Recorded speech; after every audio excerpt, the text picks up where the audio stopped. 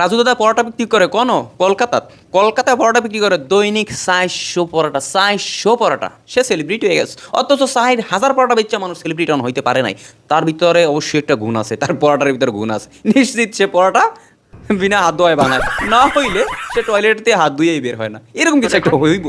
কেন না বাংলাদেশের, আমাকে বাংলাদেশ থেকে কিছু আবাল ওখানে গেছে পরোটা খাওয়ার জন্য, সেখানে আবার বলে আমি বাংলাদেশ থেকে আছি আপনার পরোটা খাওয়ার জন্য। উরি বাবা রে বাবা, রাজু দাদা ওই পরোটা বাসার থেকে ফ্যামিলি পরিজন নিয়ে বানানোর পর ওগুলা বানায় নিয়ে আসে, আরেক জায়গা থেকে আরেক জায়গায় নিয়ে আসে, তো আইনা সারাদিন ওগুলো বিক্রি করে। হ্যাঁ, সারাদিন ওগুলো বিক্রি করে। তো মানে আপনি বুঝেন এগুলো অনেক টাইম থাকে পরোটাগুলো। হ্যাঁ, ওইগুলা সিরিয়াল ধরে মানুষ দেখি, কি সিরিয়াল ধরে ধরে মানুষ দাঁড়াই রয়েছে, ওইগুলো মানুষ খায়। অথচ একটা রেস্টুরেন্টে যাইয়া একটা পরোটা যখন দেয় মানুষ, 2 মিনিট বা 3 মিনিট বা 5 মিনিট আগে পরোটাটা বাজ্যা রাখছে, এই পরোটা কেউ খাইতেছে না। কিন্তু রাজু দাদার পরোটা 5 ঘন্টার পরের পরোটা খাইতেছে মানুষ খুব মজা কইরা।